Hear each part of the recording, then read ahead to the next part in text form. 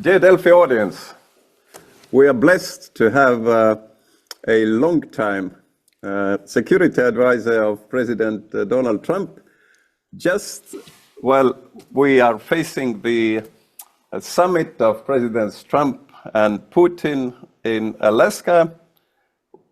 And well, just for our audience to know that you are really a survivor as a advisor to Donald Trump. You have very wittily pointed out in your book, At War with Ourselves, that your tenure in White House extended 41 times longer than that of Mr. Scaramucci, another advisor, was it?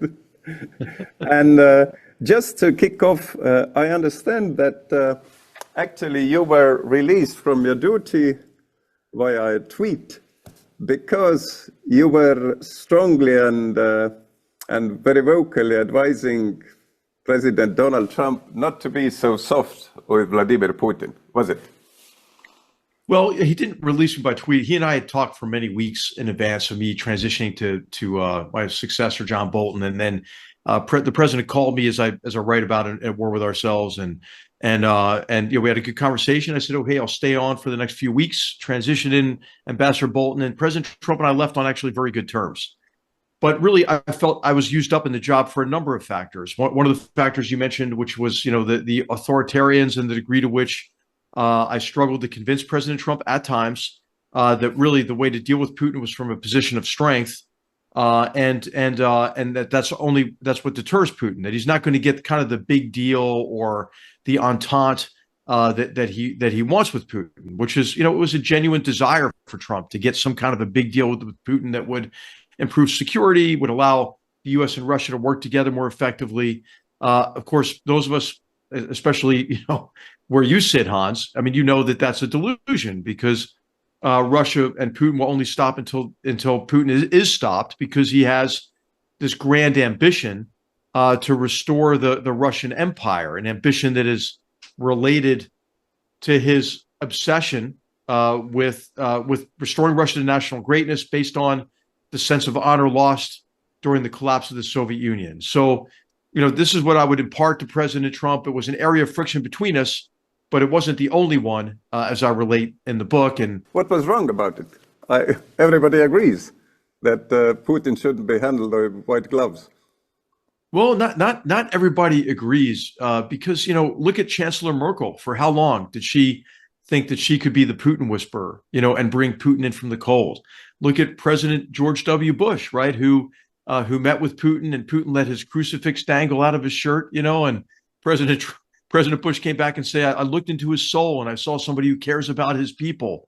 President Obama with the reset button and the reset policy after the invasion of Georgia, right? So there have been a number of leaders who have operated under the delusion that they could be the one to convince Vladimir Putin to stop his aggression toward Europe and the West, and to recognize, right, that the future of Russia, his future, was with Europe rather than with the Chinese Communist Party, and rather than with a policy of sustained hostility toward Europe and the West. Yes, you observed, and you are really a very good psychologist. You observed that Putin has this inborn ability to project his insecurity and asking for reassurances. You are pointing out that during one of your meetings, I think it was the G20 meeting in Europe, Duda and other leaders helped disabuse Trump of the idea that Putin was a misunderstood leader who would abandon revanchist agenda if only he were reassured. I mean, how absurd can you be? It's an outright farce for a heavily nuclearized country with huge military to shout like a baby that I'm afraid of shadows, I'm being attacked. So in Alaska, we are actually going to see two survivors, two political survivors, one of them populist, the other bloody tyrant, with some kind of inborn insecurity syndrome. Do you agree? Well, I think what you're going to see is really Vladimir Putin tried to do with President Trump everything he's done with other leaders, right? As you know, the GRU and the FSB, they have people who work overtime on psychological profiling of world leaders, and Putin plays to that. So President Trump is not unique in that situation, and Vladimir Putin is an operator, right? He's a KGB operator, and so what he'll do is he'll use 4 techniques that he thinks are proven techniques. Flattery, right? He'll flatter President Trump as he did even going back to the 2016 election, as he did most recently with the portrait that he presented to Steve Witkoff after telling Steve Witkoff that he, because Putin is a very pious man, right? He went to pray for. Works both ways with those 2 prominent gentlemen, doesn't it? Well, that's right. I mean, it's not unique, right? These are people who have gone to the highest level of government, especially, elected leaders in the West, right? I mean, they all have an ego of some kind. Okay, the other 3 phenomenon, would you name them? Well, I mean, think about, how Putin convinces others that maybe they can be the person who can bring him in from the cold, right? Remember, even the forlorn visit of President Macron, right? When he went to the Kremlin at the end of that long table, remember? Sure. And so, I mean, this is not unique to President Trump. This is what's really important to recognize, and I mentioned Angela Merkel, right, who he played for many years, I mean, and so I think, I mean, of course, he just bought off her predecessor and put him on the board of Gazprom. So he uses whatever technique he can to co-opt. Flattery is one way, and then the second thing he'll do, and you already alluded to this, Hans, he'll create a sense of mutual aggrievement. President Trump, you've been treated so poorly. So have I. So I've been treated so poorly too. I'm aggrieved like you are. The third thing he'll do is hold out the prospect of a really big deal. Think about all the great things we could do together. Think about, reduction of nuclear weapons. We could work together on, a whole range of issues, energy security and so forth. And then the fourth thing he'll do is he'll portray any alternative to that as weak or dangerous, right? This could either be World War III or Zelensky. Look how weak he is. Look how he's a weak leader. When in fact, Putin is coming to Alaska in a position of profound weakness economically. And of course, he's broken the Russian army. He's sustaining 50,000 casualties a month. He's making small gains in the East, and Ukraine has its issues too. But President Trump should recognize really that those 4 ways. I think he does recognize these 4 ways that Putin will try to manipulate Trump, and I don't think it's going to work, Hans. I think Putin's going to overplay it. I would even say more. It's going to be a spectacular triumph for Vladimir Putin, having for a while breaking free from his personal sanctions against him. I mean, and the international isolation. No, Hans, what I'll say is, hey, it'll start that way, but it doesn't have to finish that way. We'll see what happens. We'll see what happens. I hope that President Trump would not allow himself to be humiliated in the way that President Biden was in Geneva during the last U.S.-Russia summit. And remember when Putin went right out to the mics, made the first statement, made it seem as if Biden was supplicating to Putin. And of course, Biden was operating under the delusion that he had done a good job in laying out red lines to Putin, which of course for Putin means he has a green light to do everything else. So I think that, I hope that the people around President Trump are briefing him about how Putin will try to humiliate him in Alaska.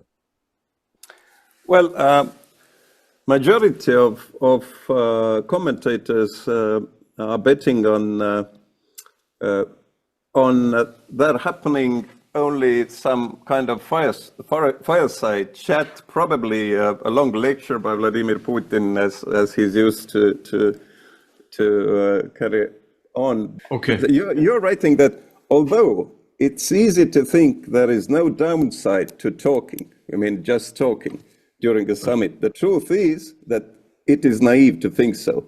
Formal dialogues and summits have what negative effect? Well, they can give the veneer, of some kind of a potential for an agreement. They can provide cover for those who want to continue aggression while concealing that aggression under the guise of dialogue and a promise for some sort of accommodation in the future. This is what the Chinese Communist Party has done masterfully for a long, long time. It's what the Iranian government has done masterfully for a long, long time, or North Korea or Russia. And so what I'm hoping for is that we don't engage again in this kind of serial gullibility, and recognize that really what Putin wants is a victory out of Alaska, as you mentioned. Just getting that summit in Alaska is a victory for him initially. But if it turns out that he goes into this long lecture mode with Trump doesn't have patience for that, Hans. I mean, I think you could get something like you got with Kim Jong-un in Hanoi. Remember that meeting in, I think it was 2018 or early 2019. And there had been this great first meeting between Kim Jong-un and President Trump. It seemed great in Singapore.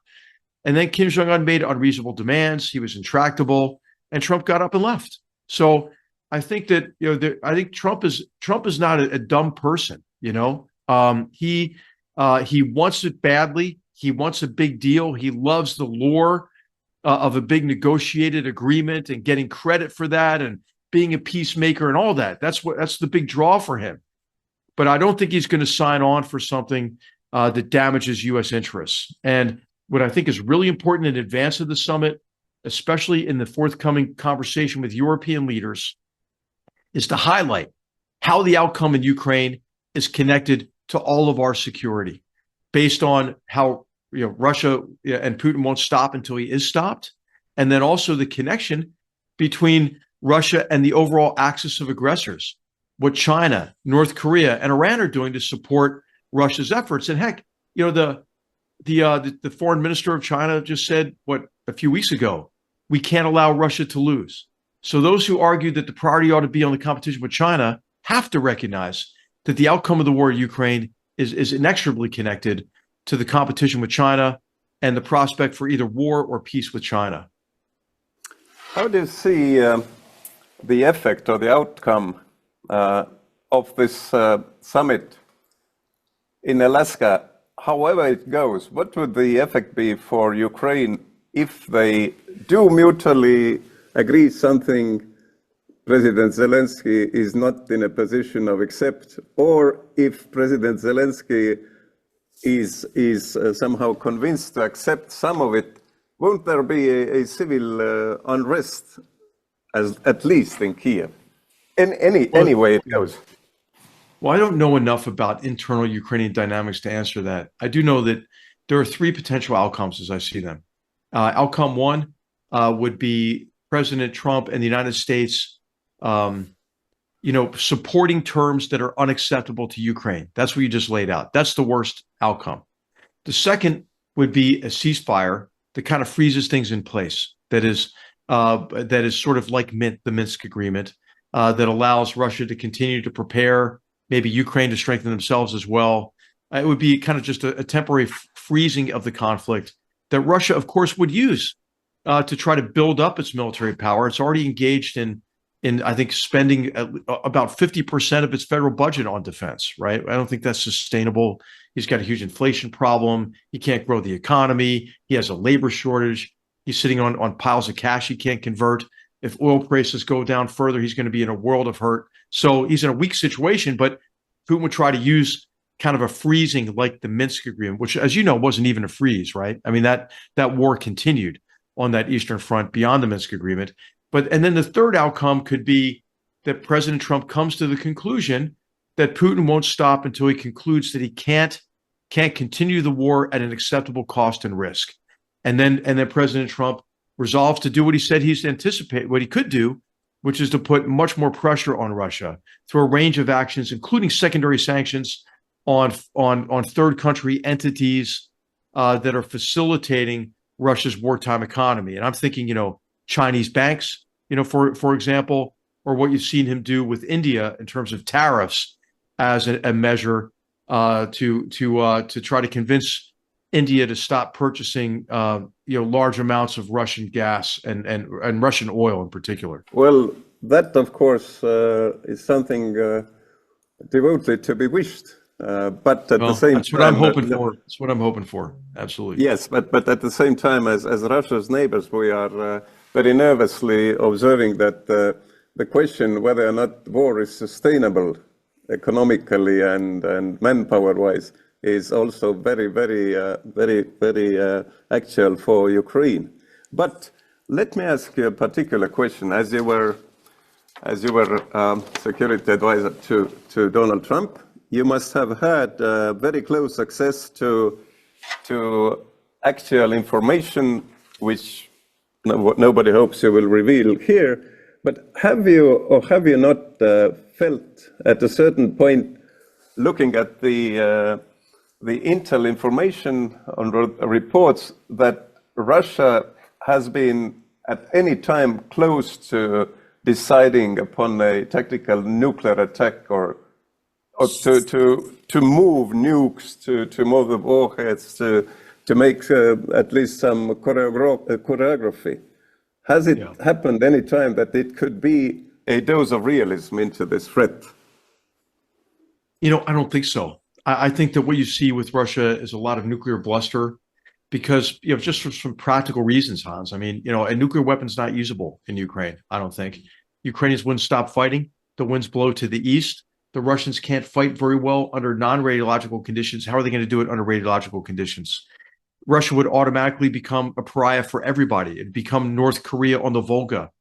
And it wouldn't help them. And I think also, we should let Vladimir Putin know, he should know that the United States, others could use conventional weapons to really impose a huge cost on him for the use of a nuclear weapon.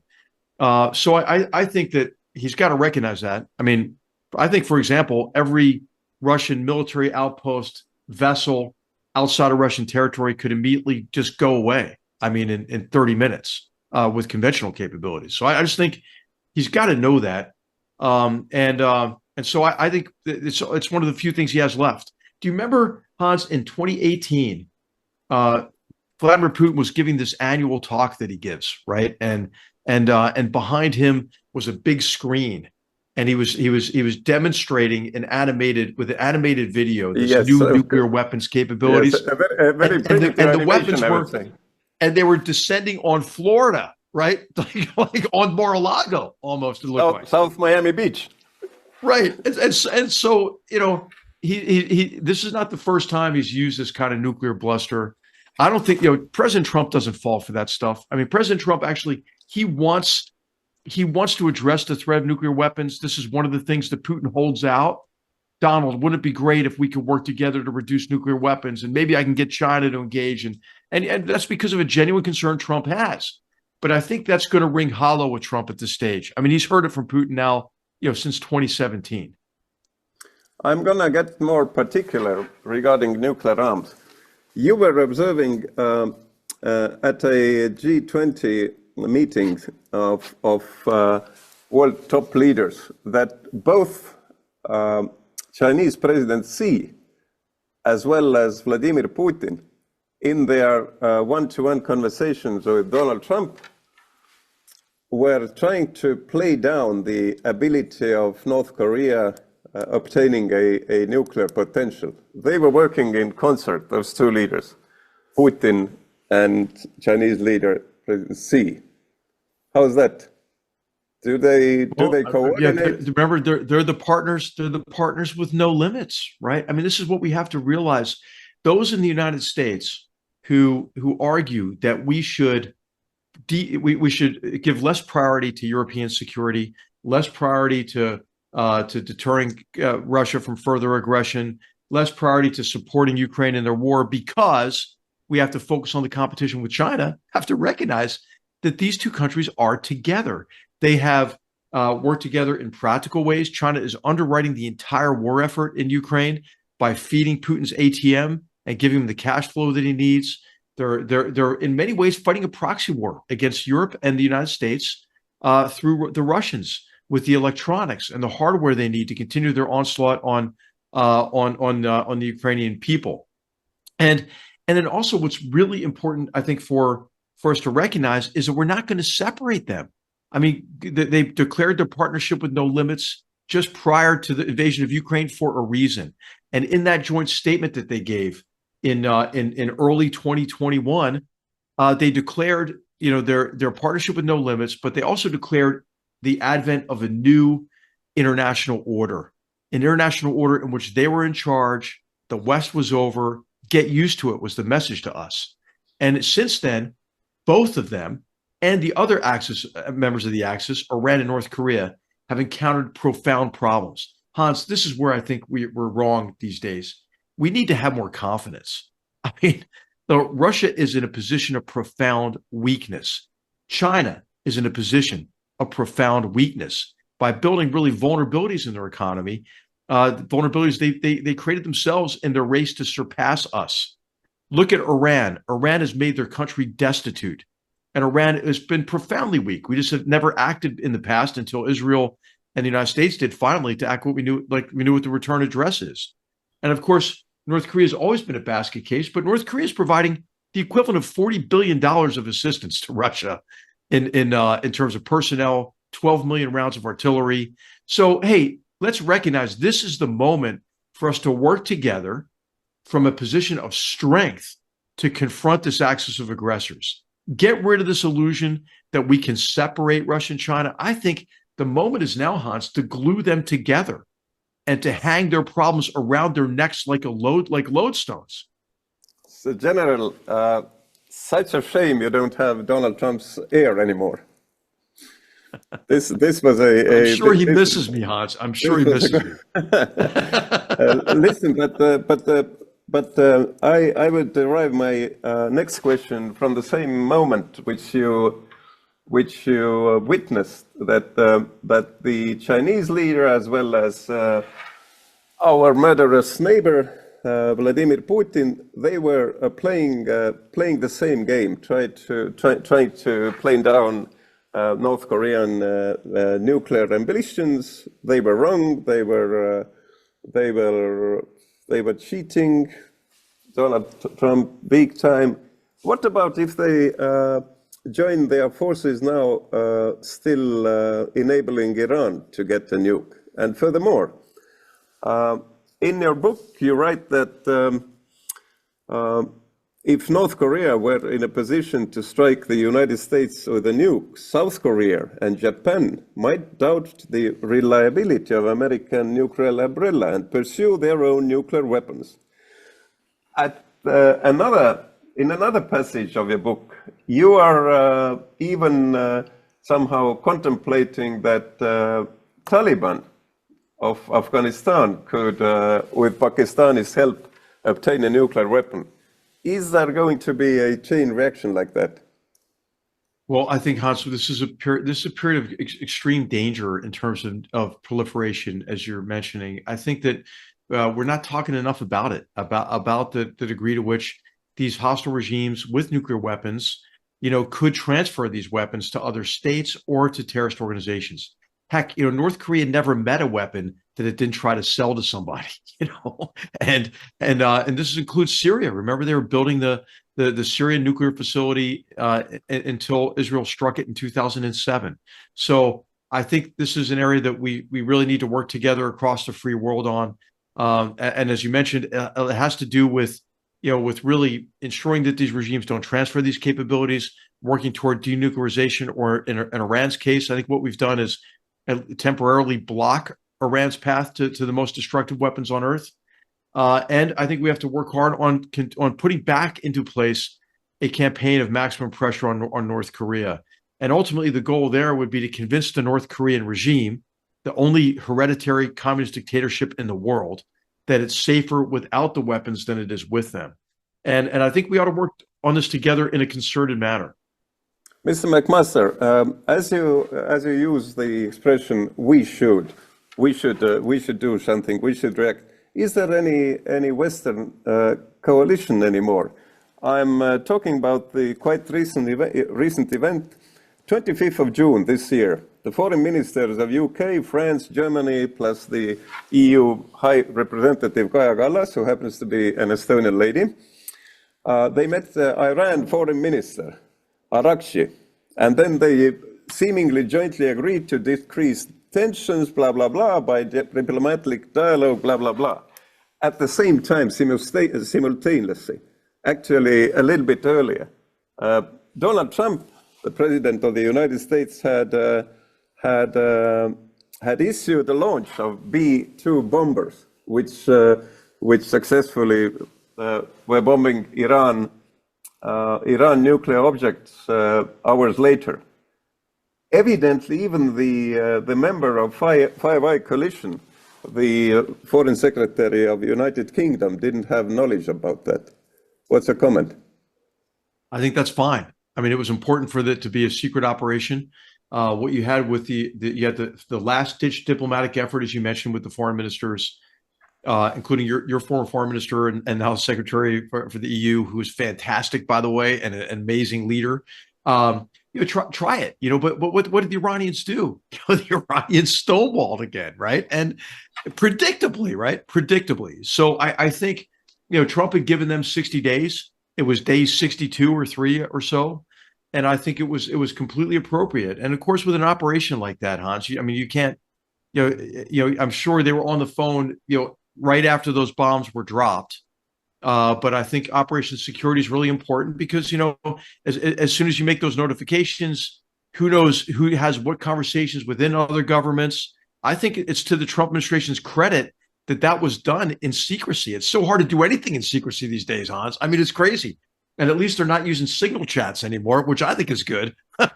And then, so, I think I see what you mean.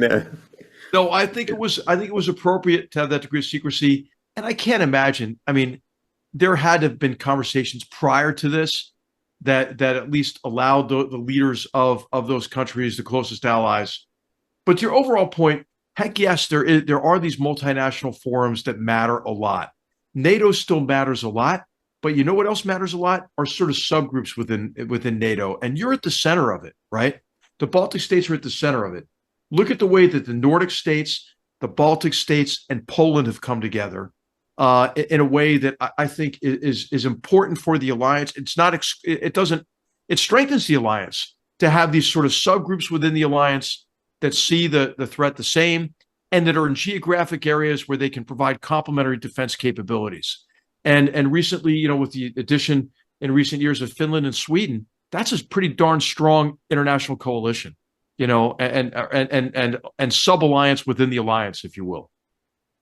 We are talking about information, intelligence, and what's the perfect time to share top intelligence. What did U.S. military, what did your former colleagues make of the moment when the president of the United States, Donald Trump, seriously played down his own intelligence chief, Tulsi Gabbard's report about how ripe is Iran's nuclear capability? What would generals, colonels make about it, or are they discussing at all? Well, I mean, what you see is the dynamic. What that exposed is a dynamic that you often see is that intelligence will tend to go in the direction of policy preference. In this case, policy preference of the Director of National Intelligence, who is of the kind of neo-isolationist school, who believes that that U.S. disengagement or are just not getting involved in these complex competitions abroad is an unmitigated good. And that's a camp of people within the Trump administration. And I think she lost that argument, and she was using intelligence to make that argument, which is a misuse of intelligence. But this is not a new phenomenon, right? I mean, we see this in all governments, and I think Donald Trump did the right thing. I mean, ultimately, the commander-in-chief has to make his or her, in any country, decision. Listen to all the input that comes in, but also to listen to intelligence and consider it with a degree of skepticism as well. Listen to other sources of information. And in this case, I think he listened to our Israeli allies, and he listened to the director of the Central Intelligence Agency, and he listened to some of his senior military leaders, including the chairman of the Joint Chiefs of Staff and Secretary of Defense. So he got a broad range of views. That's what you want, right? You don't want everybody to come in and say the same thing. with some kind of contrived consensus. And so Trump's decision against maybe the intelligence provided by his DNI, this is Tulsi Gabbard, I think is a positive thing. About Israel, you were wrongly being accused of somehow not being friendly with Israel. It's a blatant lie, I would say. Did Donald Trump do the right thing for Israel while pressing them to stop their war with Iran for this moment? Couldn't it be the best chance ever for Israel military to deal with Ayatollah regime and take them down? It remains to be seen. I think that that really the combination of Israel's 12-day campaign combined with the extremely effective campaign against Hezbollah and the effects on Syria, which took away from Iran their ability to deter Israel effectively through their proxy terrorist and militia organizations, it was extremely effective. And what the United States did to hit those deep buried sites then augmented that in a very effective way. The Iranian regime now is profoundly weak because, of course, the targets did also include IRGC and besieged leadership. And so, what you're seeing in Iran is really interesting right now, Hans. I mean, they're not speaking with one voice. Where the heck is the supreme leader? Nobody really knows. He's in a bunker somewhere. He's been marginalized. What is the new leadership that's emerging there? Like he announced this new defense council or something, so it's very turbulent. And I think there is an opportunity for the Iranian people to advocate for a change in the nature of that government. Maybe a government that abandons its permanent hostility to the United States, Israel, and its Arab neighbors. Because, how's that working out for them? It's not working out well for the Iranian people. So I guess time will tell, Hans, in terms of that question. Well, Three-star General H.R. McMaster, thank you indeed for making yourself available for Delphi interview. Have luck. Thank you. Hey, thanks, Hans. Great to be with you. And thanks for the reporting that you're doing at this critical moment. Great to be with you. Thanks. Thanks.